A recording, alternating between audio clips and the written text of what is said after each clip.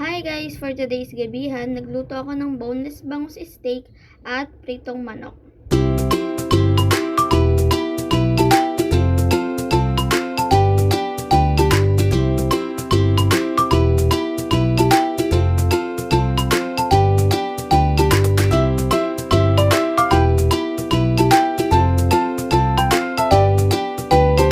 Minarinate ko muna ang bangus at manok bago ko to iluto.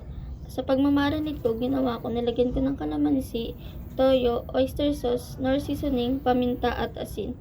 Sa pagpiprito, gumamit pala ako ng cornstarch at harina. Ang nilagay kong pampalasa ay paprika, magic sarap, asin at saka paminta. Sunod ko namang ginawa, nagsalang ako ng kawali at nilagyan ko ito ng mantika. Dito ko ipiprito ang manok at bangus. Siyempre, unahin natin iprito ang manok para hindi maglasa ang bangus dun sa manok. Tapos, kinoat ko na ang manok o nilagyan ko na ng harina para maprito na siya. Nga pala guys, based lang sa na-experience ko o napanood ko, mas maganda pala ang manok kung pinipiga. Yung parang nanggigigil ganun. Ginaganon mo yung manok kasi ang ganda ng kalalabasan pag naprito na siya. Tignan nyo dyan sa video ko, ang ganda ng kakalabasan ng manok. Kala mo chicken ng Jollibee. Jollibee, baka naman. Saka siya guys, crispy talaga. Ayun o, tignan nyo, ang ganda, diba? Tsaka guys, pag nagluluto kayo ng manok, ang gawin nyo para maluto yung loob at walang dugo.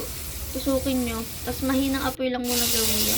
Pag alam nyo medyo nag-brown siya, saka nyo nalakasan. Kasi doon nyo naluto talaga yung loob. So, after how many years na pagdadaldal ko, ayan, bangus ng aking ipiprito. Daldalera. Ayan, ang bangus, sinalang ko na.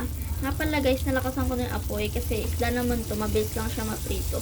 Tsaka, bukod dun guys, kasi binabad ko na, na-marinate na siya. So, super lambot niya na rin. Ayan o, nag-iwahiwalay pang habang binabad ko. Tsaka guys, yung minarinate ko na na bangus na to, tsaka manok, napakalasa ng loob, promise. I-try nyo. Ang dami nga nasarapan yun nung kinain na namin to.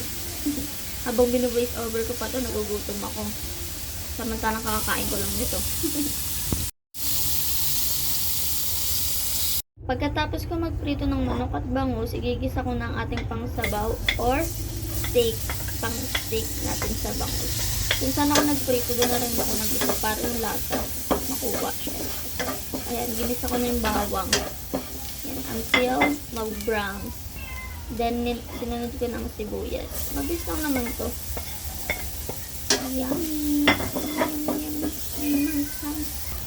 Then, after nyan, pag ganyan na yung itsura niya, ilagay natin yung pinagbabada natin ng manok at bangus. Ayan, yung ginawa kong mixture kanina. Ayan. Sarap na ito guys. Nauntian ko nga lang yung sabaw, nabitin sila eh. Kasi sinipsip siya ng bangus.